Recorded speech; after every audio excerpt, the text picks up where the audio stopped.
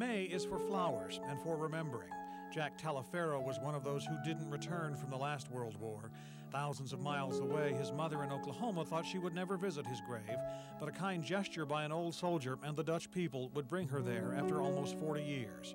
I'm Scott Thompson, the Oklahoma Traveler. Join me for the touching story of a mother's love reaching across time to talk once more with her son. Flowers for the Fallen, Wednesday at 5 and 10 on KOTV, the News on 6, the Spirit of Oklahoma. You're watching the News on 6, judged best newscast in Oklahoma and Texas. May is a good and gentle month. She gives us a day to remember our mothers and a day to remember our dead. And she gives us the glorious gift of spring blooms. May, then, is a good month for Oklahoma Traveler Scott Thompson to begin the story of Flowers for the Fallen. It's tulip time again in the Netherlands. They have broken their winter slumber and cover this little European country in a riotous blanket of rebirth. They are the surest springtime sign, perhaps, that life is so filled with wonder and so fleeting. Jess Moore of Duncan, Oklahoma, is a war hero. I'll get her in a minute. Yeah, I got her. Okay. He was a 19-year-old paratrooper who fell into the Netherlands in 1944. The medals that speak of his fighting, his capture, his escape, his courage are held in a small box now.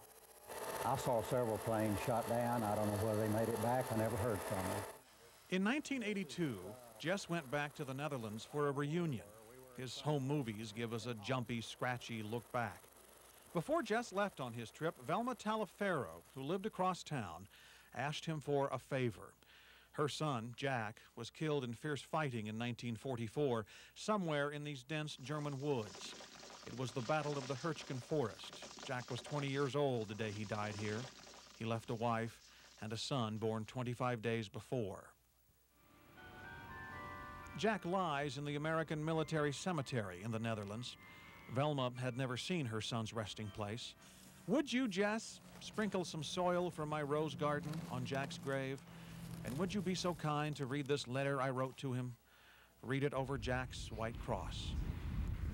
I told my wife, I read it, and then I had her read it. I said, you know, that's very touching for a lady to just sit down and write a letter of that nature and not spend weeks or months on it, and to remember in detail of the last time she saw her son. Jess Moore sprinkled the soil from the Oklahoma garden, and then he began to read aloud a mother's letter to her son. I had to stop. I just couldn't control myself. She put in this letter. Laverne Hart, Velma's daughter, says these pages hold a heavy heart, calling to the one who never came home. She had 4 children over there. 3 of them came home and 1 didn't. And she couldn't put a closure on Jack being gone forever. Today, I will not be standing beside your grave with these dear friends, but I will be with you in spirit.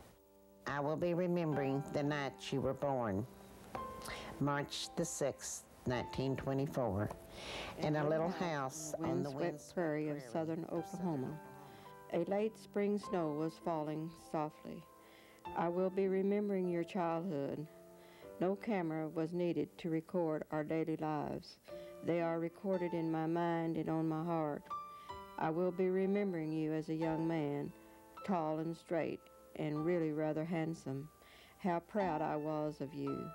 I will be remembering the pain of seeing you go to war, and the last time I saw you at the bus station in Duncan. You had given me your gloves to hold as you bought your ticket.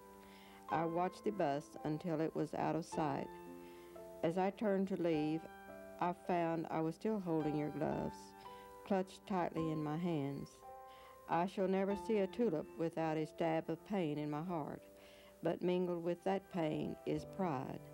Pride for you and all the other brave young men of America who sacrificed their lives on the altar of liberty. You have flung the torch to the living. May Americans always hold it high.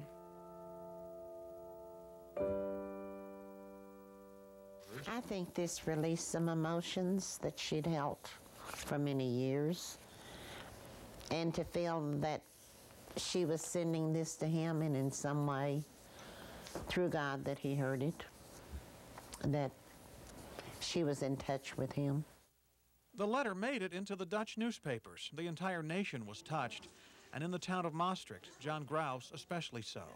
He sent Velma crates of tulip bulbs, and they were planted in a Duncan park, not to cause pain, but out of gratitude. And then from his dining room table, John organized a fundraising drive to bring Velma to the Netherlands. Dutch people from every walk of life sent in money. John keeps albums of it all. And at age 89, Velma made the trip. She was determined. She says, I'm going. And she did. And when she saw her son's grave for the first time, through her tears, Velma whispered, I'm here, Jack. When she saw the cemetery and the rows and rows and rows of crosses, and she realized not only had she sacrificed, but of all of the other people, the mothers and fathers in America that had also sacrificed a son or a daughter that were buried in that cemetery. Velma Taliaferro went to her grave with a greater sense of peace. She had found that part of her that had wandered, that rests across the globe. In doing, she taught her surviving children again of dignity and honor. And I just realized what a wonderful, gracious lady my mother was. And in the Netherlands, she rekindled a spirit in John Graus, too. That something comes open from inside and forces you to do something special. In John's case, that means accounting for all 121 Oklahomans buried in the Margraten cemetery. He makes sure each of them is adopted by a Dutch citizen, and that on Memorial Day, a birthday perhaps, each Oklahoman is remembered with flowers. You and I, we go back home to our family. They can't, and they had a family. Everybody here had a relative in the United States, whether a brother or sister or mother or wife or children. They gave their all to rest in this hallowed soil. And we will never forget. The lives they never lived, the loves they never knew, and the last moment their mothers ever saw them, when each stood so tall and straight and handsome. In Margraten, the Netherlands, Scott Thompson, the Oklahoma Traveler.